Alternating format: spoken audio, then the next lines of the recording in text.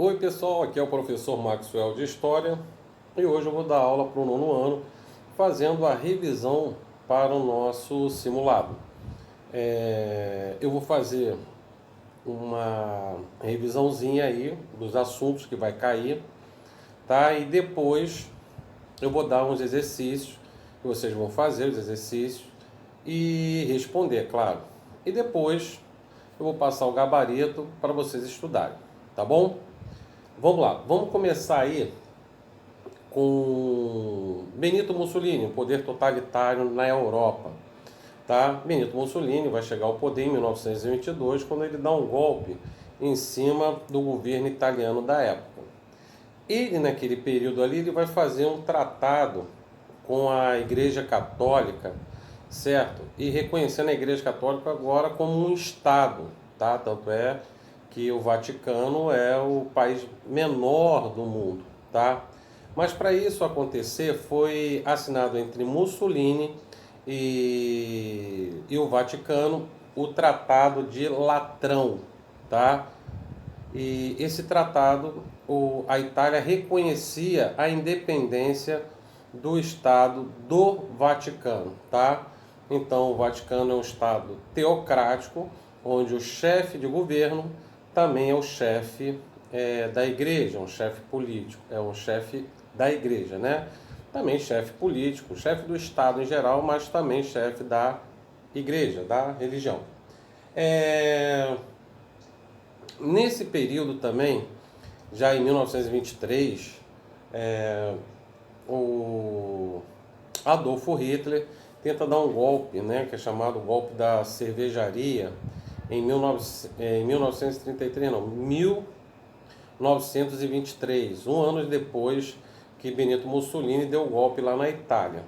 Então o que vai acontecer é que Hitler tenta dar um golpe, mas não consegue, e ele vai ser preso.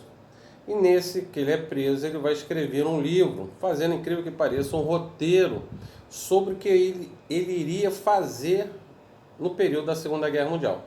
Tanto é que o único que teve consciência disso foi o Winston Churchill, da Inglaterra, que leu o livro dele e falou: pô, esse cara é louco, se chegar ele no poder aí, a Europa vai ter problema. E foi o único que viu isso, tá? E ele escreveu o livro Mein Kampf, que é o nome do livro, em português, Minha Luta, tá?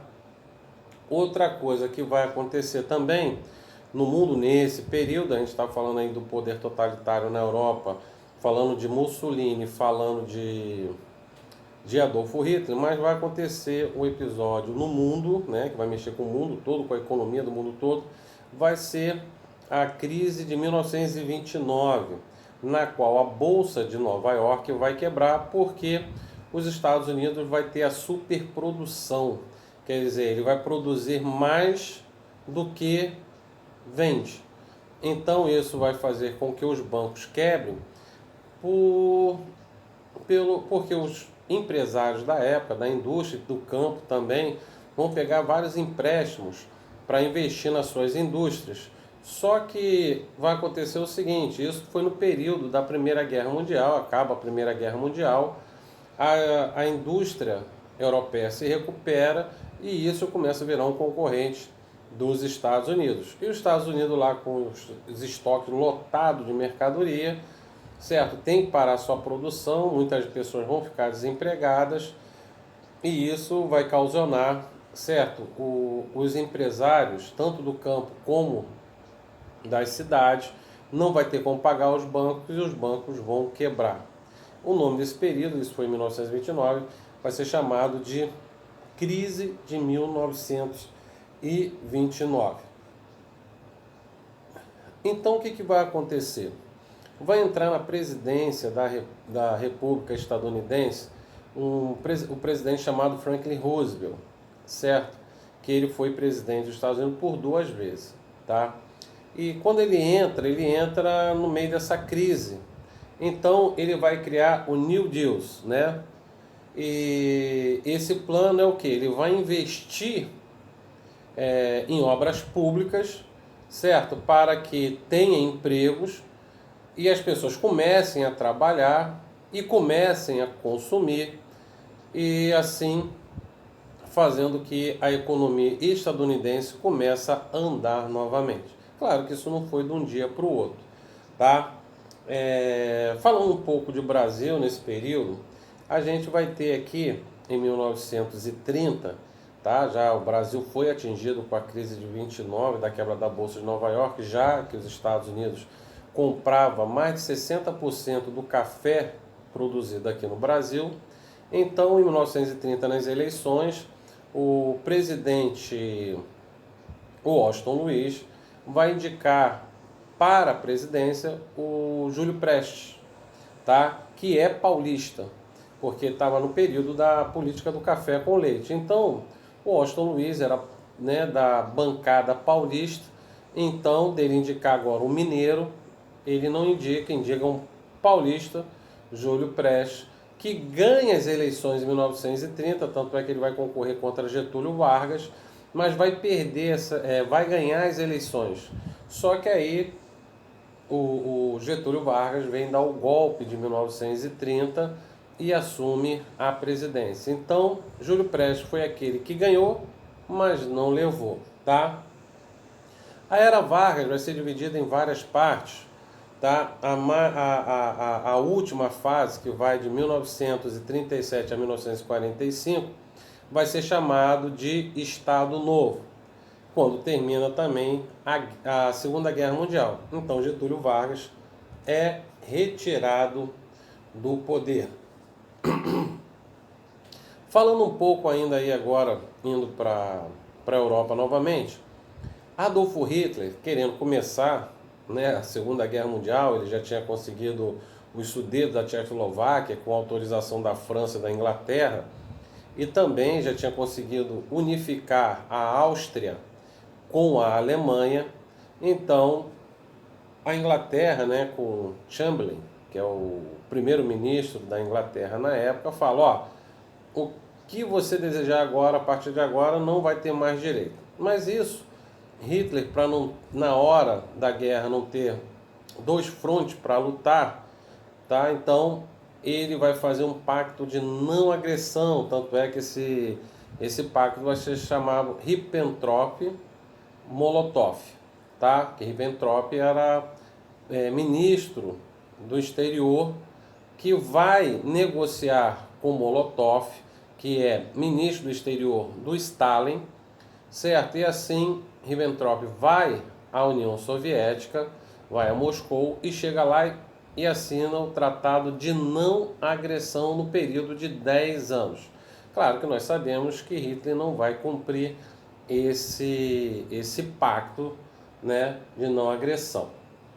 Outra coisa também que vai acontecer no período de guerra vai ser que Hitler, dentro do seu livro lá, Minha Luta, né, o Mein Kampf, ele vai escrever a perseguição aos judeus, dizendo que eles são culpados pelaquela crise mundial que está acontecendo no mundo e na Alemanha. Ele dizia que os judeus estavam se organizando para dar um golpe, né, e assim assumir a direção aí do planeta. Só que ele começou a perseguir os judeus e começou a prender esses judeus. Ele chegou até a pensar em mandar lá para Madagascar, na ilha, lá na África. Mas aí ele desistiu dessa ideia e, numa reunião, ele falou: qual vai ser a solução final para o caso dos judeus? Então, entram num acordo e resolvem matar esses judeus em campo de concentração, tá? E assim vai exterminar, no período da guerra, só de judeus, 6 milhões. Isso, claro, é uma estimativa, que pode ter sido até mais do que isso, tá? Ao término da guerra, certo? Vai vir o julgamento de Nuremberg, certo? Onde vai ser julgados os nazistas e eles vão ser julgados. Muitos vão ser condenados à forca, outros vão ser absolvidos e outros vão pegar penas que poderiam ser de 10 anos até a perpétua. E ao acabar o julgamento de Nuremberg, os aliados que estavam lá, do mesmo lado da União Soviética e os Estados Unidos, eles resolvem cada um para o seu lado. E aí vai começar a Guerra Fria. Os Estados Unidos com o presidente estadunidense Truman, ele vai lançar um plano chamado Plano Marshall, tá? Esse Plano Marshall é para ajudar aqueles aliados que são da bancada capitalista, e apesar que ele também oferece para a União Soviética, mas ela recusa, para ajudar financeiramente esses países, tá? Então a maioria dos países que os Estados Unidos ajudou emprestando dinheiro foram os países considerados capitalistas, por exemplo, como a Inglaterra, a França e assim vai. A União Soviética não vai ficar por trás, vai ficar para trás disso e vai criar o plano Comecon, tá? Esse plano é a mesma coisa, sendo que vai ajudar os países da Europa Oriental, que são a maioria que são comunistas. Então, ele vai ajudar financeiramente esses países e assim dando a partida à Guerra Fria. Então, espero aí que vocês tenham entendido aí esse resumão aí que vai cair na prova, tá? Eu vou passar os exercícios agora para vocês. Copiem no caderno, coloquem as respostas também. Depois eu vou dar o gabarito. Mas, por favor, não olhem o gabarito primeiro. Tentem fazer, tá? Olhem bem essa explicação que eu dei. Tentem fazer os exercícios. Aí depois vão lá, pega o gabarito e corrige, tá? Se acertar, que bom se acertar tudo, né? Sinal que você vai estar preparado para o nosso simulado. E se caso errar alguma coisa, você vai lá e conserta, mas não esquecendo que esse simulado, certo? Quanto mais a gente, quando pratica lá, quando estuda, erra, é sinal que a gente aprende até mais, tá? E não deixe de estudar também as outras matérias, tá bom? Então peguem aí as perguntas, tá? E depois eu passo o gabarito. Peguem aí.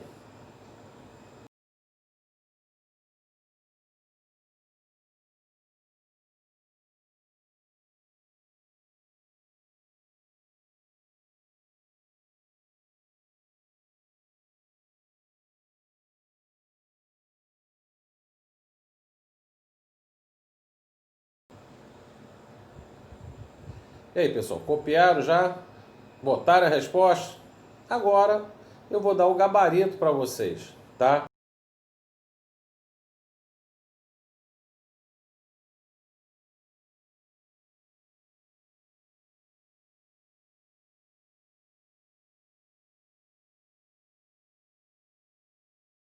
Para vocês verem se vocês tiveram mais acerto do que erros, ou teve mais erros do que acertos, ou quem sabe acertou tudo, tá? Pessoal, estudem não só as minhas matérias, né? No caso, História da Arte, mas essa aula é de História, para vocês ficarem bem ligados aí em todas as matérias, para tirar boas notas para a gente fechar esse segundo bimestre muito bem, tá bom? Pessoal, um abraço e mais uma vez foi bom estar com vocês nessa videoaula. Tchau!